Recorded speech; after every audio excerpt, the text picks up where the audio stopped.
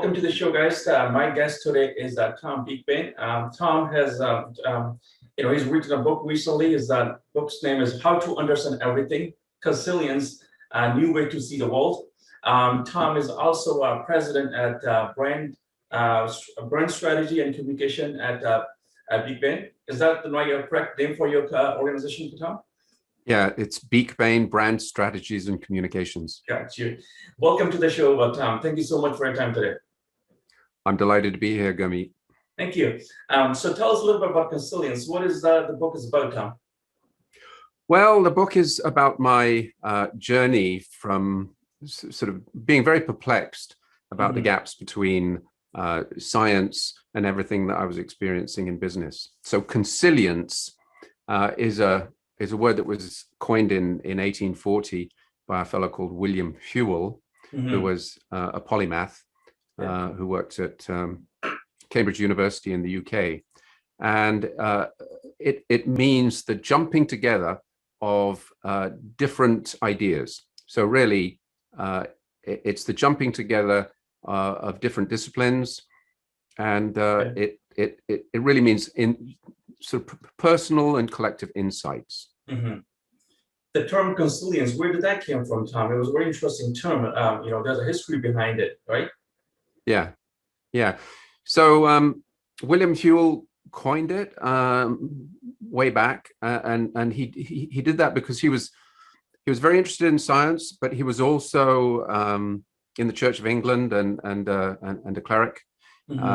And he was a mathematician, and he wrote about architecture. He actually coined many of the words that we use today, including the word scientist, believe it or not, and other words like electrolysis and so on. So when he was thinking about the word, he could see that physics and chemistry, for instance, was starting to merge together.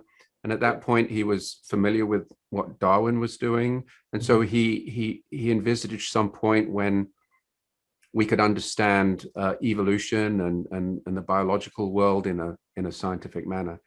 So he was a brilliant thinker.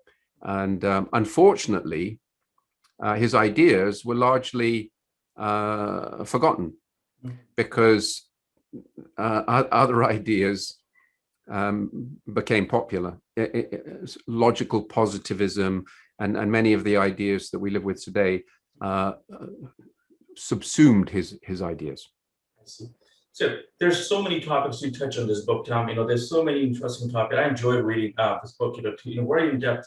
You touch so many topics. But before we get into those topics, if you tell us our audience, how did it all start? Where a little bit of your background. When you came to Canada, a little bit of your journey, how you get to this point. Sure.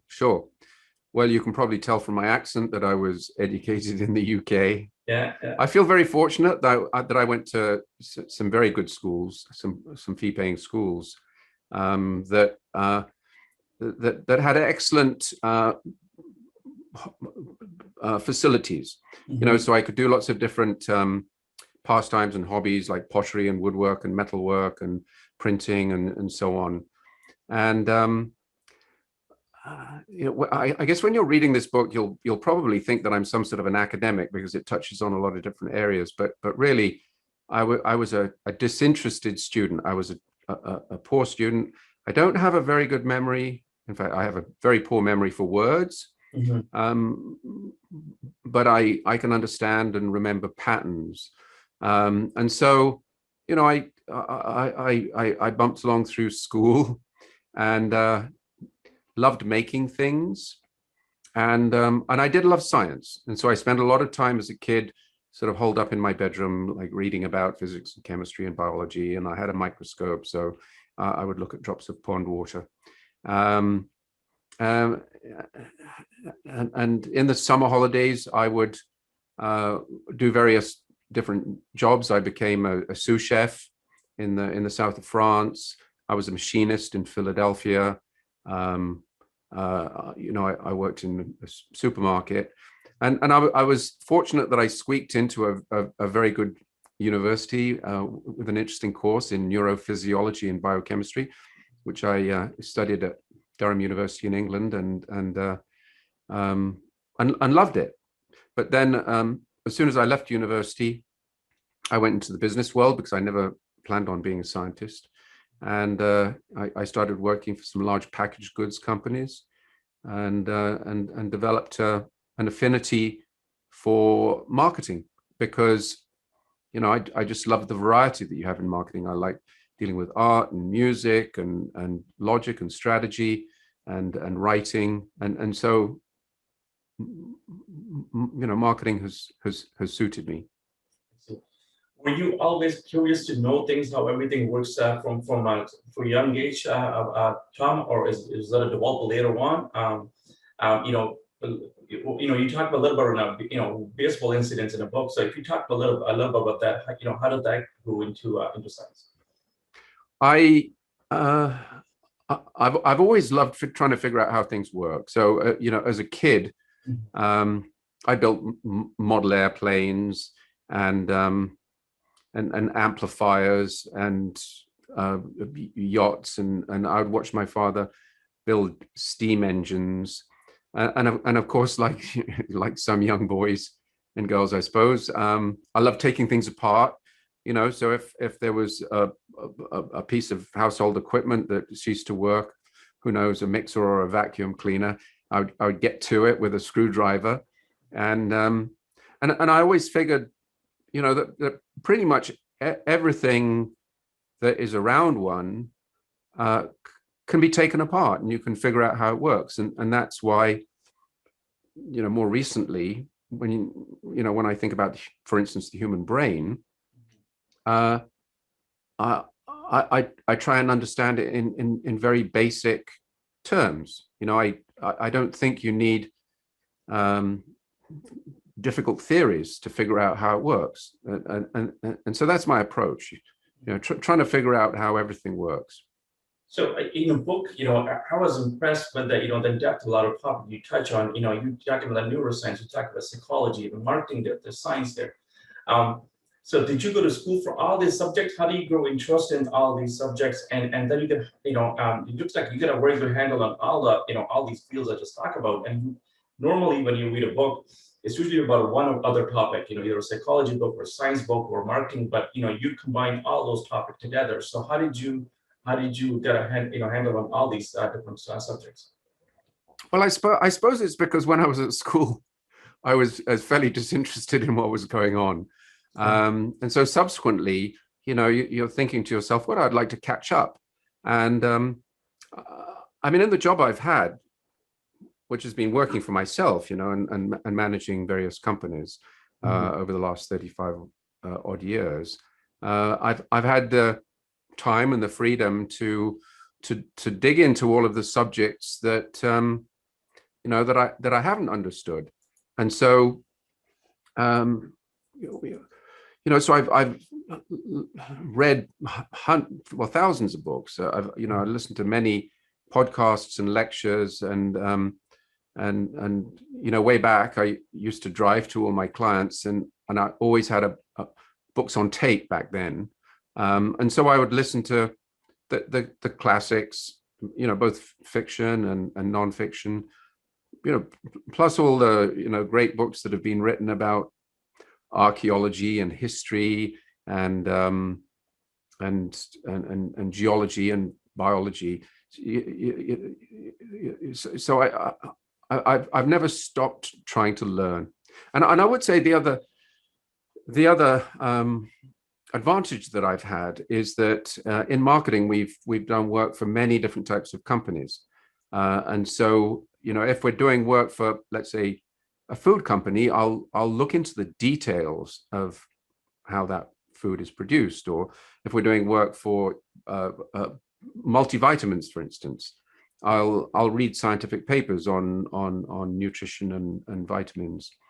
If I'm doing work for plasma treatments, let's say, of surfaces to make them stickier, I'll learn about plasma physics. And so through my career, I've done these continual deep dives into wildly diverse subjects, and of course, when you're writing for an audience, whomever it is, doctors, engineers, you've got to know the subject quite well,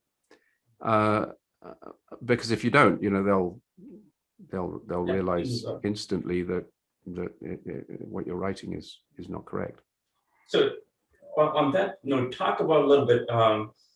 What's the relationship? You've been in the marketing and the science. Those two the fields that you talk about in a book. If you can talk about what is the relationship between these two areas, like the science and the marketing. One is totally about humans, another one is physical or human body. Well, I believe that that what we do in business is overlaps considerably with science. I mean, many of the tools that we use, like computers, of course, are products of science and research. I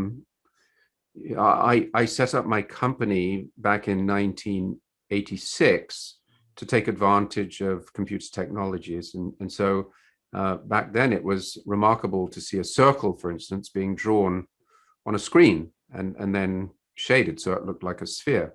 I mean, every day we're using the products of science, and I'm,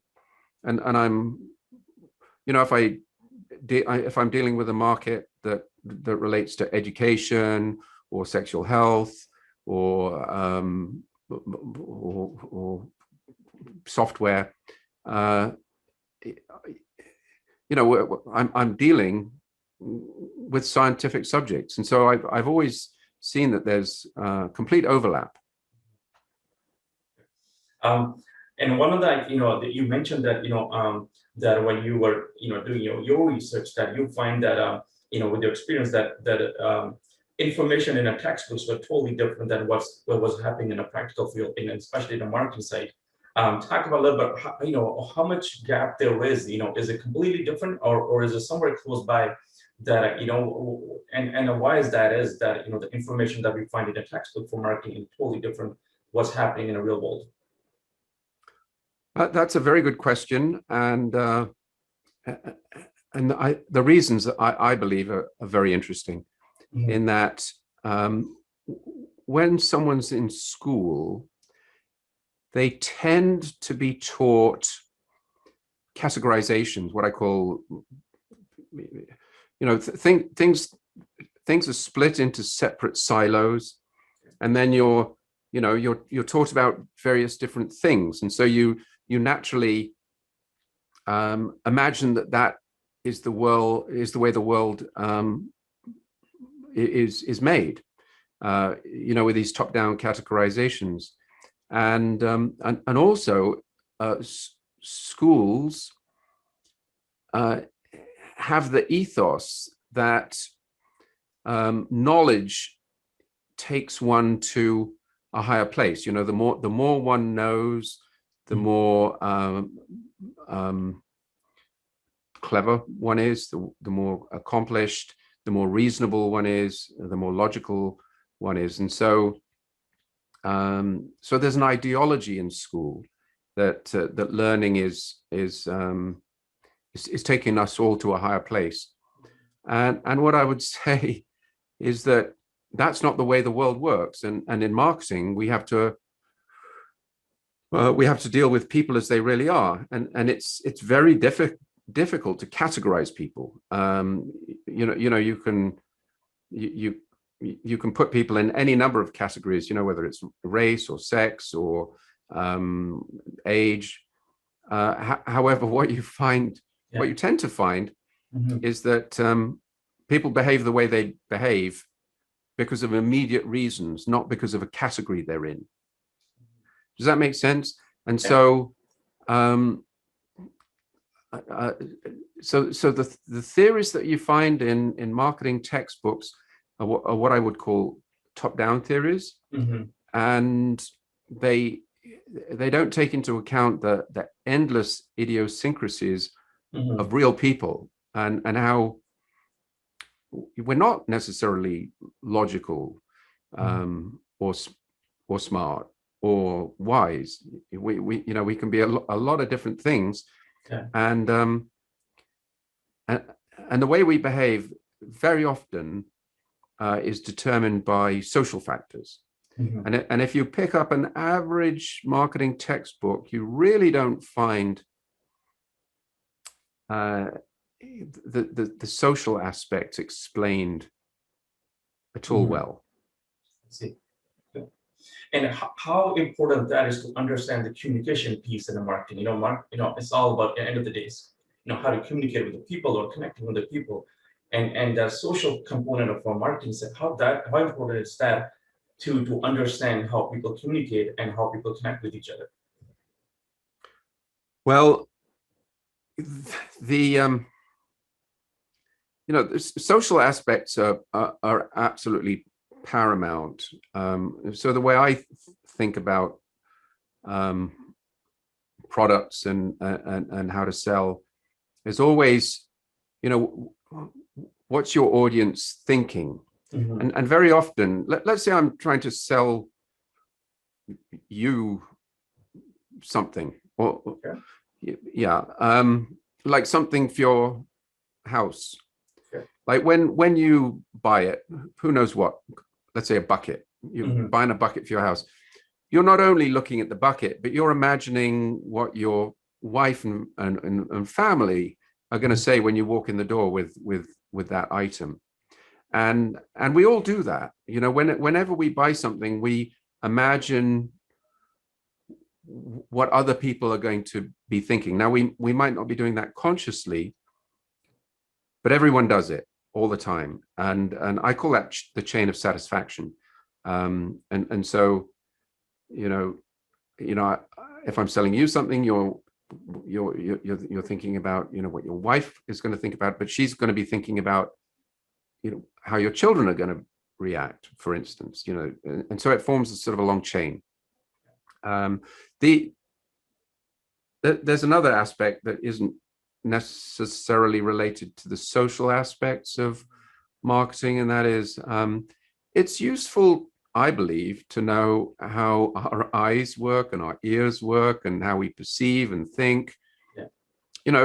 Because marketing people, and for that matter, everyone all the time is wanting to communicate, and very often we're wanting to persuade people to do things, and it's useful to know what you're dealing with. And unfortunately, up until this point, psychology textbooks and most textbooks, in my view, haven't been that helpful in explaining how our mind works. And I would argue that it's useful to understand how it is people think and understand, and how they, what words are, where they come from, how they're created, how they're understood.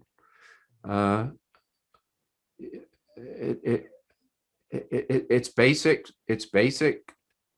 information, it's basic knowledge that I think everyone can benefit from.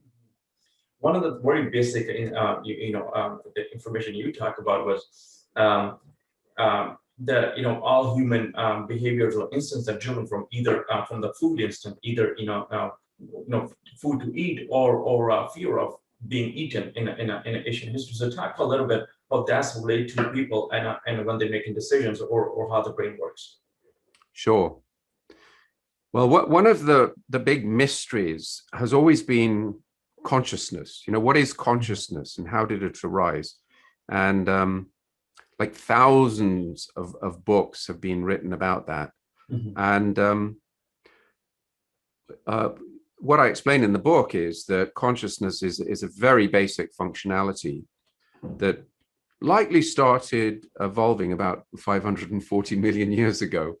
When our forebears were simple little worms, and they needed to figure out what was around them, and they would do that by picking up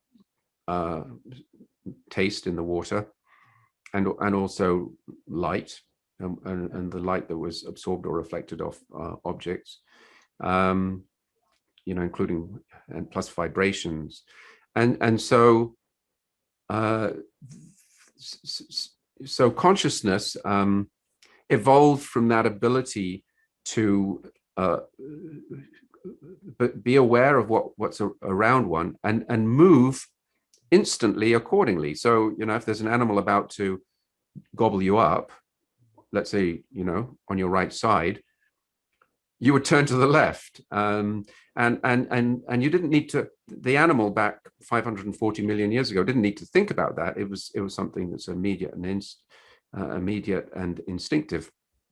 Or conversely, if they sense some food, let's say to the left, they would turn to the left. So that basic functionality can be understood at the level of neurons. And if you take a look at how our eyes and ears and senses work, those same mechanisms are what enable us to build up a picture of the world around us. There's no mystery. You don't need any strange theories. You just look at how the whole system evolved. And so once one understands what consciousness is, how it evolved, then you can see that our brain, and this gets very strange, so push back if you don't quite understand this. Our brain reacts in the moment. So if we see something that's threatening, we know instantly what to do about it. It could be that we freeze and then, model various situations forward. Do I run? Do I attack? Do I try and eat it? Whatever. And those basic functionalities have become a lot more sophisticated, of course, over the last 540 million years. But they're still there. There's still how our brain works. And so if you understand that, then you can build up a picture of why it is human beings are so tribal. We're instantly tribal. Are you part of my tribe or not? We see that in every sphere of our life. And by the way, when I say tribal, I mean, that tribe could be your family, people in your neighborhood, someone you're playing tennis with, or a nation. They're all tribes, and human beings are instantly and fluidly tribal. And I think it benefits us if we understand that, because then we can observe ourselves and we can try and behave more reasonably, if indeed that's what we want to do.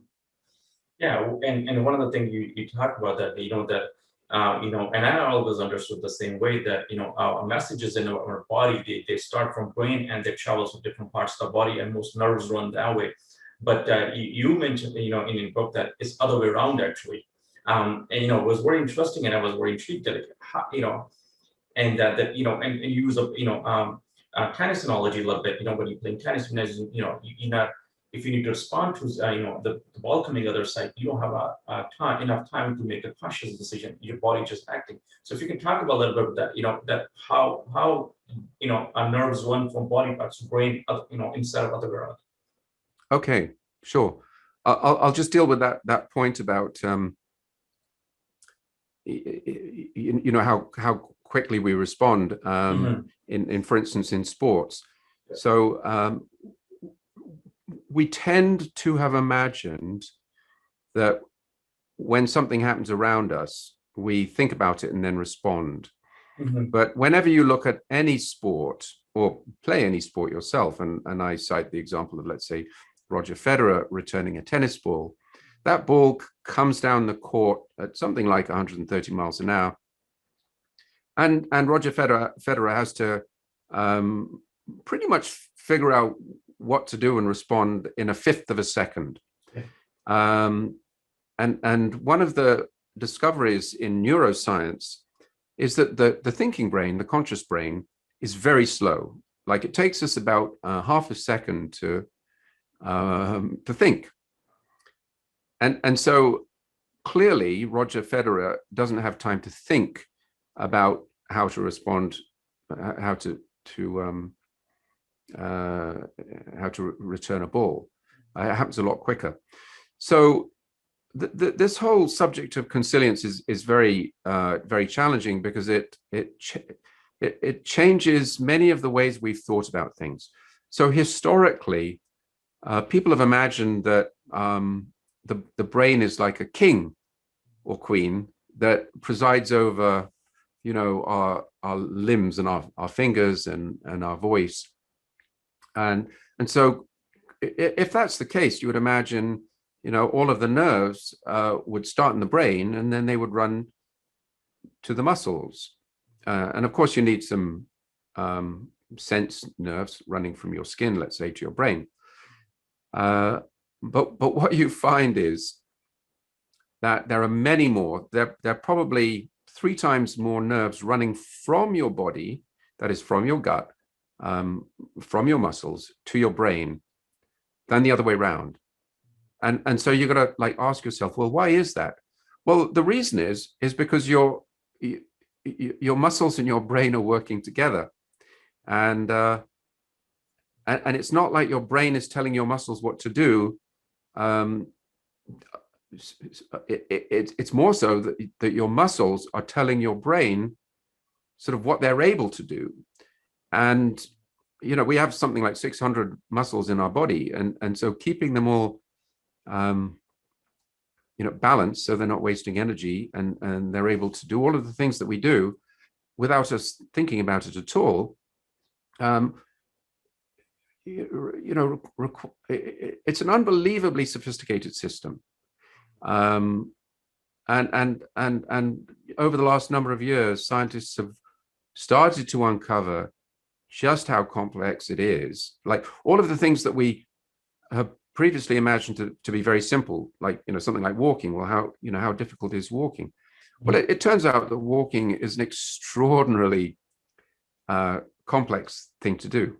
And just looking at the ground in front of you and navigating is, you know, as I write in the book, it's more astonishing than anything all the supercomputers in the world can achieve. It's an unbelievably sophisticated system, and we're only now realizing just how complex those simple things are. Does that make sense? Yeah. And on the note, why do you think that bottom-up approach is required instead of top-down approach? And talk to us, like, why required, and what is bottom-up approach, if you can walk our audience through what do you mean by bottom-up approach instead of top-down approach? Sure. Well, my book is called How to Understand Everything. And it sounds like a very boastful, unreasonable title, but it really does deal with some of the deepest questions about how we understand and how the universe is organized.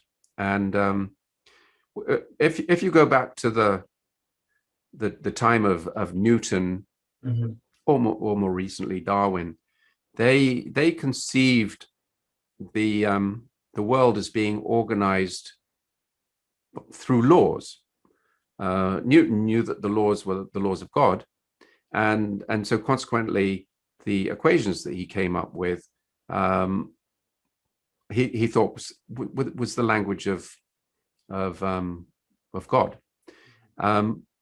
Now, more recently, we've mathematicians and computer scientists have discovered, including this fellow Stephen Wolfram, who's a British American computer entrepreneur. I don't know if you know of him, but he, you know, he's been building this other way of conceptualizing how reality has come to be, and that's from the bottom up. And there's a book behind me called A New Kind of Science. You know, we've begun to realize that you can get incredible complexity from very simple rules. You know, if those rules are just repeated, and you don't need complex rules in order to achieve sophistication and beauty. And so the whole subject of bottom up relates to a new way of thinking about how the world is organized.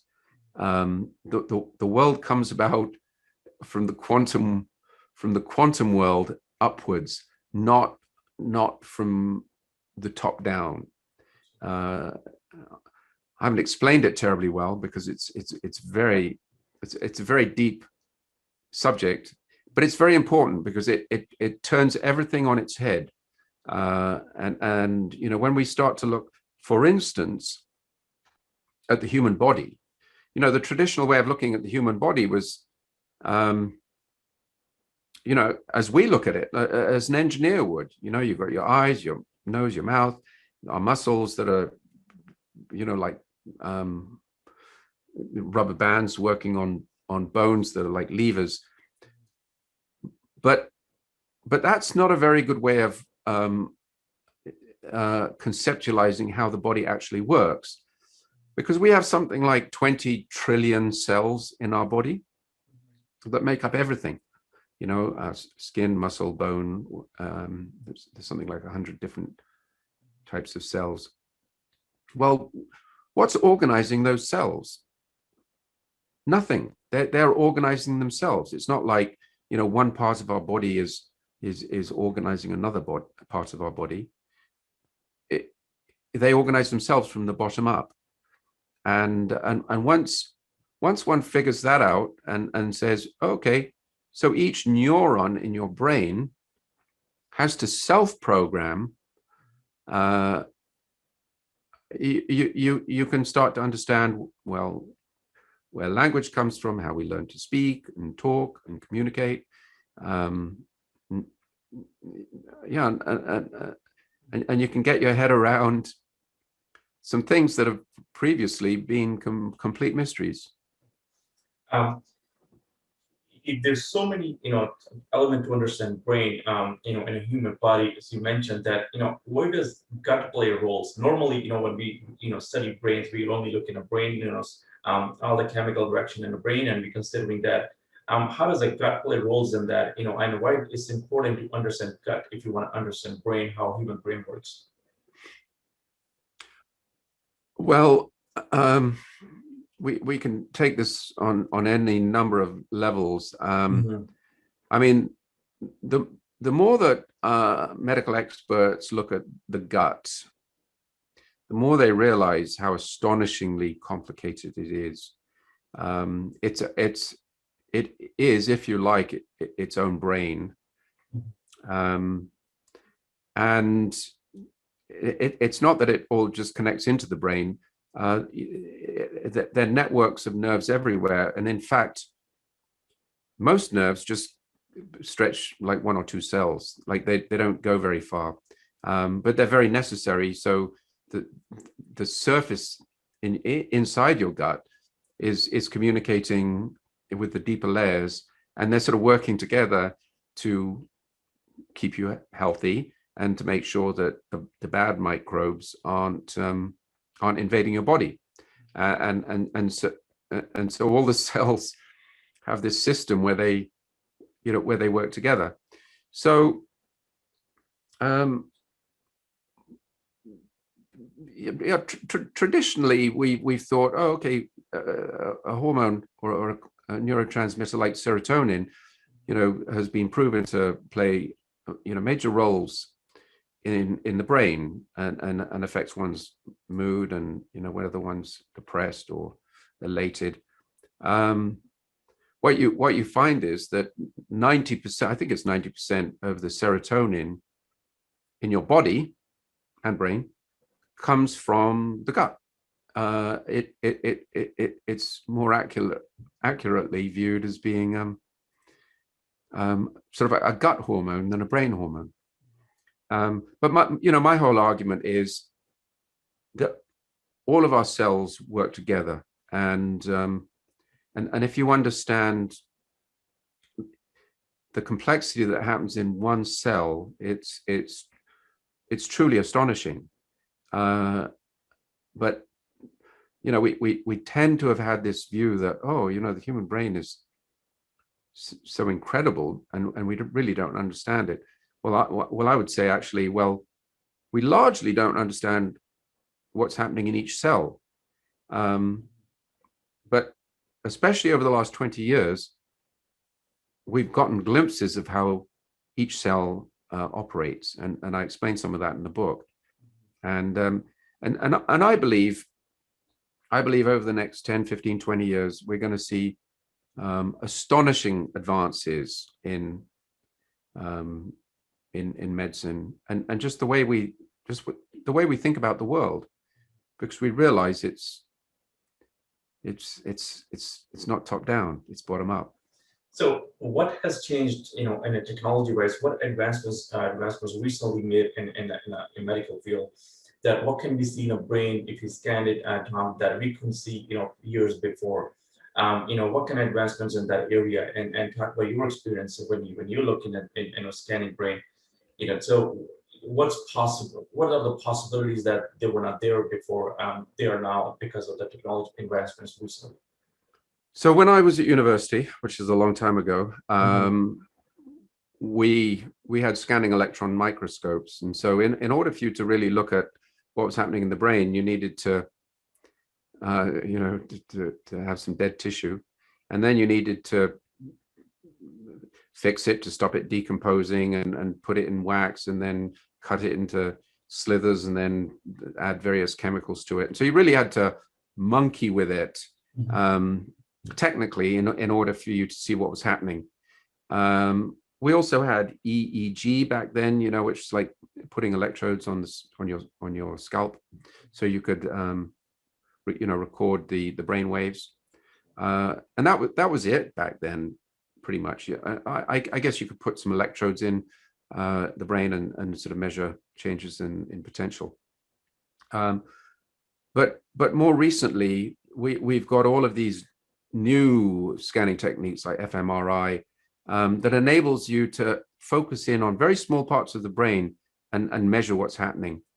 And then even more remarkably, biochemists and geneticists can actually figure out what all the molecules are. So now you can send your sample of your saliva off to a lab and get them to send back a file of all of your your genetic makeup. I mean, that was something that was absolutely inconceivable 20 years ago. So so there are just so many new tools that are enabling scientists to take a look inside the human brain, cells, and explore the connections that we have with other animals. And so you can see a lot more information, but how does this information, the newly gain information, or the measurements we talk about brain, how do they help humankind? Can we use that information against the diseases as well? Can we use that information, the better health, proactive way of managing health? How could we use that information? What areas, your thoughts, that we could use this information to get better? Yeah. I mean, you saw how quickly these vaccines have been developed for COVID, and that would have been impossible 15 or 20 years ago. So scientists are developing the expertise to develop new drugs and therapies and so on. But I believe we're undergoing a revolution right now, because until now, there really wasn't a good way for us to understand what was happening in our head, in our brains. And my argument is we have the tools now. We have, we have very precise ways of figuring out, how we're the same or different than other organisms. And that enables us to understand what's happening inside ourselves. And it forces us to be honest. Are we so fantastic as a species and so completely different than other organisms? Or indeed, do we only just think that we are so good? So there's just no end to the potential benefits, in my view, of having a realistic conception of ourselves. Okay. Does that make sense? Yeah, no, it definitely, you gotta bring it to, whatever information we gather with the new advancements, Tom, at the end of the day, it has to make human race a little better, either understanding other humans or understanding that, the diseases that are out there, I was reading one of that, the Norwegian is one of the, scientists who spend a lot of time on developing technologies on a gut itself, so proactively measuring disease. And he's talking about a similar topic that where you can measure if you can measure a lot more things in a brain, you can almost predict what illness coming down, on path for the human. So if you can measure these things, definitely it will help as a humans to get better in life.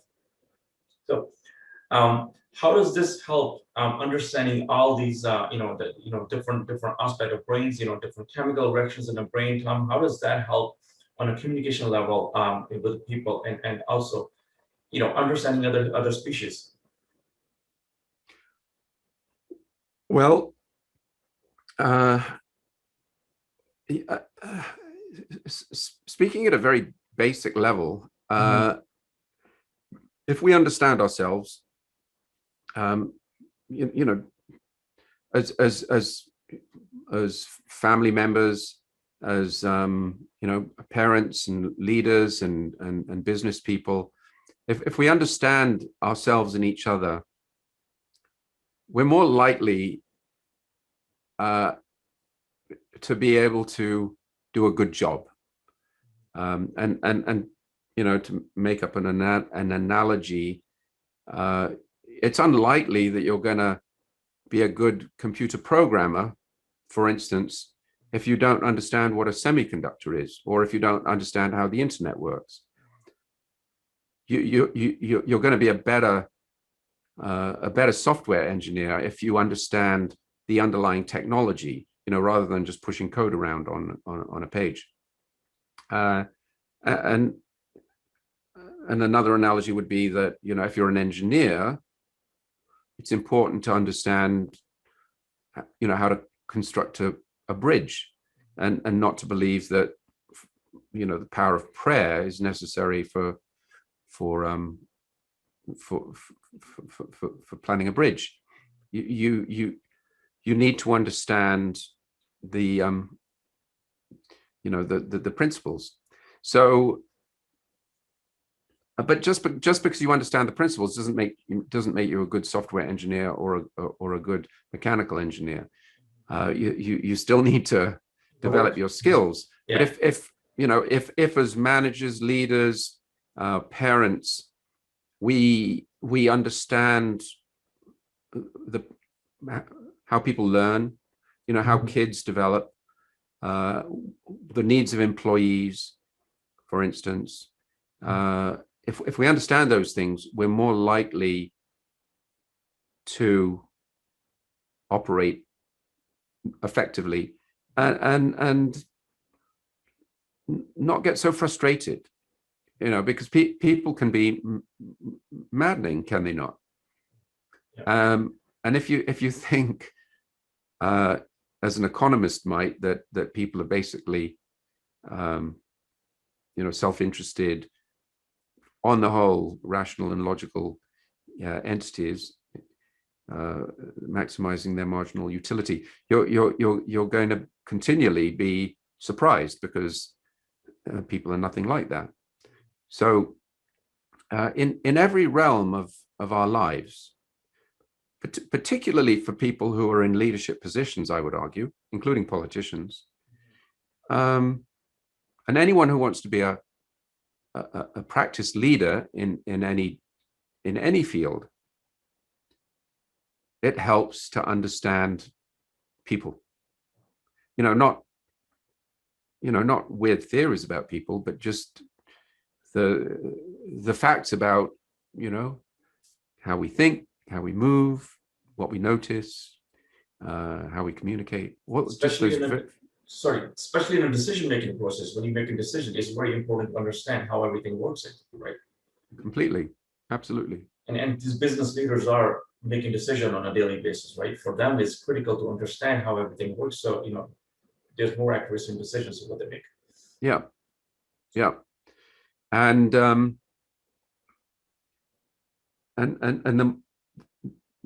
more you understand people, the more you can anticipate when things might go amiss, go awry. So, perhaps in some situations you can head off situations where you need to make tough decisions. You can get out in front and make sure that you don't end up in a difficult place. You can anticipate what could happen. It's as a I guess one of the things that I've learned in researching and writing this book is to understand just how sensitive people are. Everyone wants to be appreciated. That's a very, very deep human need. And if you don't recognize that, you're not going to deliver that for people. Is that emotional level, Tom, or is it a deep, some sort of human instinct that need to be appreciated? Is it just simply emotional level? It's both. If you look back, sorry to get all sort of evolutionary on you. No worries. But if you look back to to pretty much all mammals, because mammals need to look after their young. They we give live birth, and then those young have got to be fed, and so even mice and whatever. If a young mice pup gets separated from its parents, it gets very anxious. Now, is that emotional? Is it logical? No, it's just how it's just how the whole nervous system works for a mice pup, and it's no different from for humans. We get extreme, young babies and children get extremely anxious if they're separated from their parents, and I would argue the same sorts of mechanisms underpin our social propensities. This isn't something you learn. You don't learn it in school. It's deeply plumbed into our neuronal systems. So when you see birds and fish sort of in schools and flocking together, those same genetic mechanisms are at work in humans. So I think it's useful to recognize that. Yeah. Does that make sense? It does. It's a very basic human level or species level, but I think it's important. I enjoy, when you go through the topics in the books, I enjoy, looking at the details of them. But one of the things I wanted to understand, all this, information we have, and what are your thoughts on with the COVID? What has changed the way we behave, or what would you say major impact, not on your marketing field or your subject, just generally speaking, on a species? What impact do you see on humans that with the COVID that brought down? Well, I mean, I think what COVID has revealed is some deep anxieties in human society, and they're not only anxieties relating to a virus, but they're anxieties relating to technology, social media, rapid change, sort of trends that have been happening in our educational system that I believe have been failing to equip young children with the skills they need to handle the modern world. And so the lockdown, I believe, is whether it's right or wrong, we'll leave that aside, but it's having some very profound adverse effects on us as a society, and it's particularly, I think, gonna affect young children adversely. Children need to learn how to play together and socialize, and so we'll see what happens. But I mean, I personally believe that we have to recognize that we aren't always in control. As human beings, we're not in control of nature. We like to think that we're in control, but we're not. And sometimes we've just got to get on with it and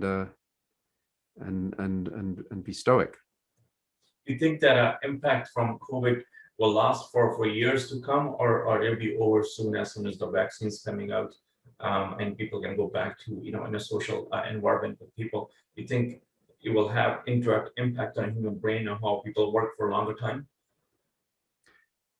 Yeah, so I try and be careful not to predict the future, because I think it shows false confidence if we try and do that. I believe that it's going to have very long-lasting consequences. Let's hope the vaccine works as well as everyone dreams, or as many people dream. If you look at the history of medical technology and drugs, one can see that it's very unlikely to be as effective as everyone hopes. I hope I hope in this case that it's an exception, but it's not the same as the polio vaccine and measles and mumps and so on. This is a different type of therapy, and it's unlikely that this virus is going to go away. We're not. I doubt that we're going to conquer it. Sorry to be negative, but I think we've got to learn to live with it. I do believe that it's having some tremendously positive effects in that. I mean, look at us now. We're using this incredible technology that we probably wouldn't have used a year ago. One of us would have jumped in our vehicles, and we'd be sitting across from each other, and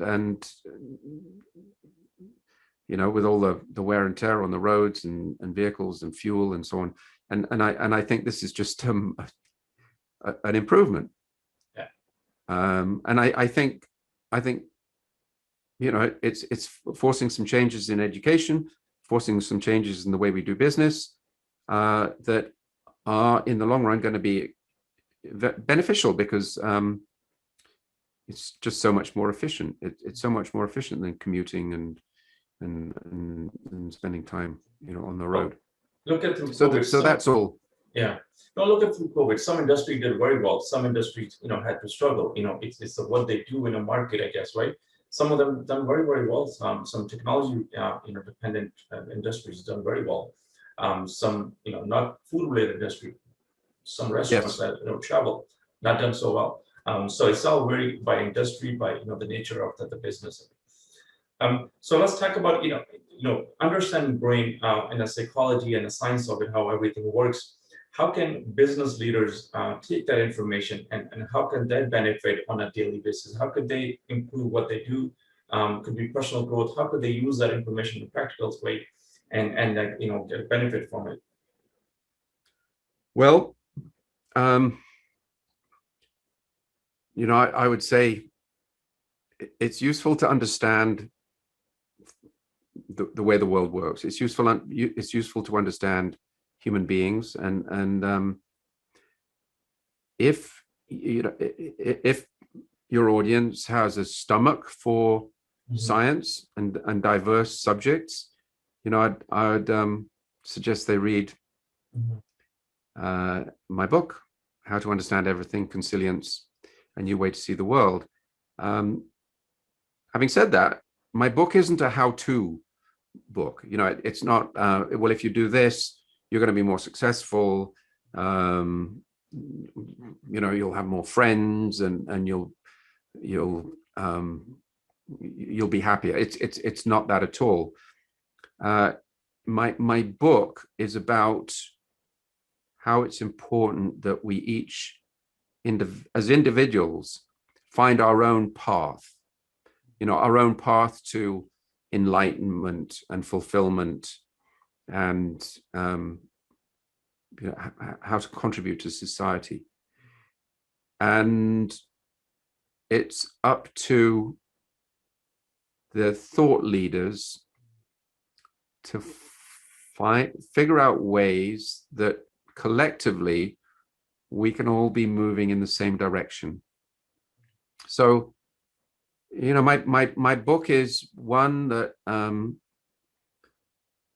that has given some people some hope, because right now, I think it's true to say that there are some deep divisions in politics and the world, and if we continue on the current trajectory as a society, it's quite possible that we'll end up with a catastrophe.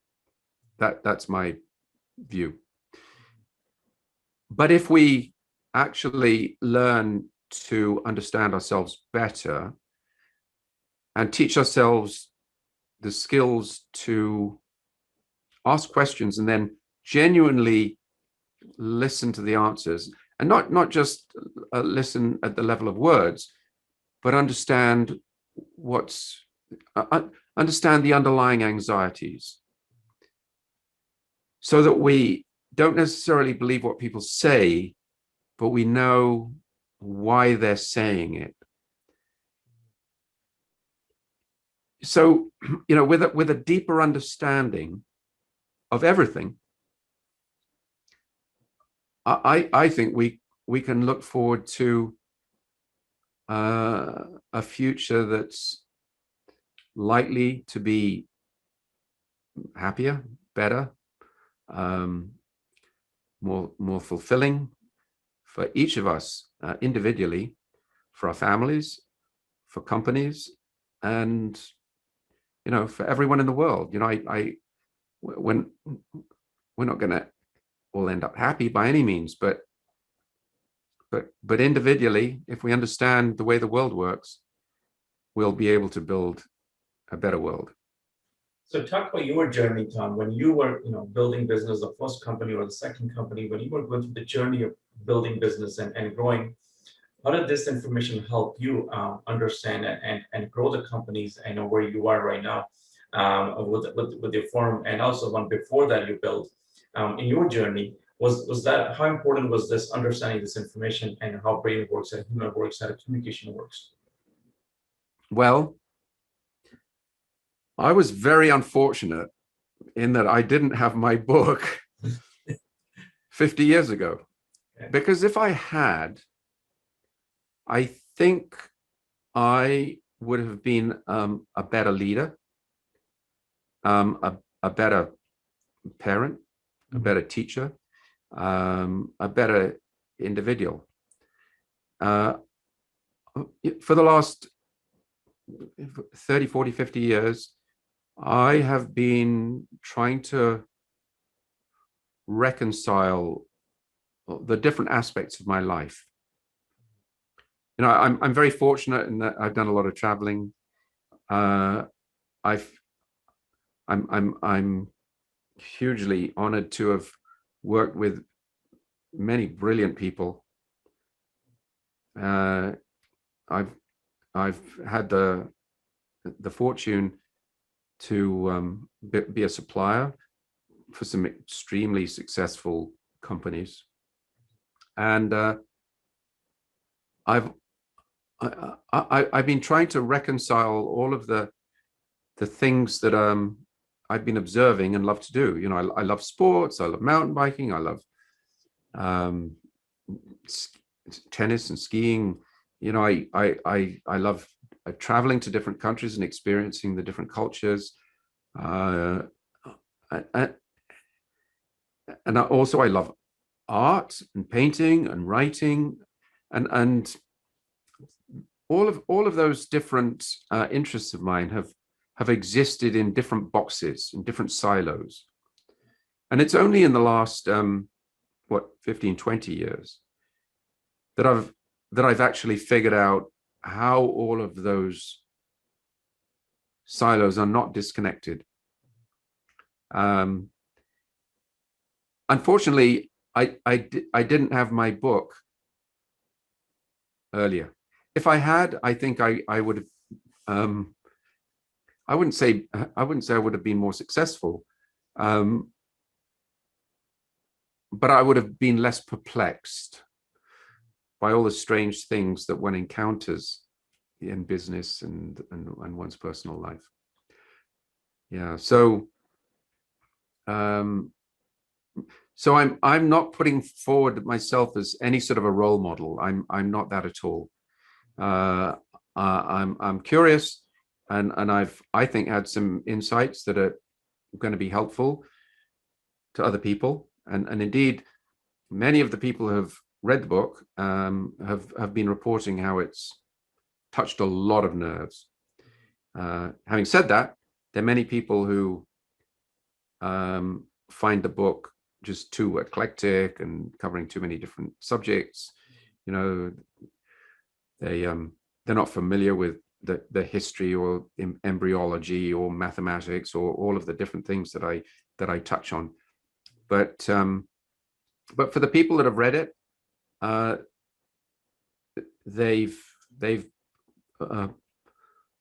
it's given them new energy. Well, I'm probably one of them as well, Tom. You know, I went through the book and I enjoyed every topic you talk. You know, all those silos you talk about. You touched every single silos in your life in a book, and you put it together towards the very end. Very in depth of every topic you touched. You went very detailed with a lot of supporting arguments. So I enjoyed it. Enjoyed the book. So when is the audio version coming out? Probably within the next few weeks. Okay. You've heard the fellow that narrates it, an actor who lives in London, England, called Philip Batley, and I think he's done a superb job. And the few people that have listened to that have really enjoyed it. What I'm observing is that young people, when I say young, people under 30, tend not to do a lot of reading, but they are listening to the audio book, and so if for all the people that aren't readers, experience. So what any topic you think that is more important that we haven't covered it in the discussion time? What else you think that people it's more important that people get to take away from the book? Well, I think we've covered a lot of ground. I mean the book does touch on a lot of different areas: health, economics, politics. We haven't talked too much about sort of the current social system here, but in the book I do talk about the sort of the predominant tribal journeys, as I call them in the book, and I think some people might find that aspect very interesting. I do write about anxiety about climate and the role that climate change has played in the evolution of Homo sapiens. So there are many different subjects that are covered in the book that we haven't talked about now. But everyone I've talked to who has read the book, they focus on different things, and the book is meaningful in completely different ways to different people, and so I hope this is the start of many conversations with readers, because I've really written the book for the people that are going to take these ideas out to the big wide world. This is not, I haven't written a book that appeals to mass audiences. It's a book that appeals to people like you, Gurmeet, who have the stomach and the mental discipline to read about complex matters. There's so many topics in a book. Even you want to touch on one topic, you can easily pick on that topic. Yeah, definitely. I totally forgot the environment we haven't talked about. You had a whole variety of that, and tribal. You talk about 3 important tribal in a book. So important. Good. There's so much to learn from a book. I learned tremendously just going through the book. It just great experience. And it's a gift, people like you that, lifetime experience that you bring in a book and giving to somebody. I always find that people who, put all the experience and all the knowledge into one book, it's a gift to the people who not gone through the journey, but they can learn from it, and they can, improve their lives. So where can people find this book, Tom? Right now it's on sale on Amazon, amazon.com or .ca or whichever country you're in. And right now the ebook is on a particularly low price because it's sort of the launch price. So if you order it and download it now, it's just a few bucks. That's it. And where can people find you if somebody has a question, somebody want to connect with you, Tom? Where can they find you? I can just Google me. I've got quite an unusual name, Beakbane, and just go to the website, which is howtounderstandeverything.beakbane.com, and there's a little form there, and that form comes straight to me, and then then we can chat. I am going to be arranging Zoom or Google Meet meetings, every few days, every week, so that readers of the book can, discuss some of the ideas, and we can figure out ways to individually and collectively use the ideas to make our lives better. We send out, email newsletters with this video, so definitely I'm going to include your contact information, a link to your website as well in the email. People can click there on a link and access your information as well. Super. Okay, good stuff. Well, I enjoyed this discussion, Tom, and learned so much from your book. Thank you so much for your time. It was a pleasure talking to you. Yeah, Gurmeet, it's a delight meeting you, and I can see that your business is going to do extremely well, because you're Thank you. a very bright and enterprising leader. So good luck. Thank you so much, Tom. We'll talk soon, Tom. Okay, take it easy. Bye-bye. Bye.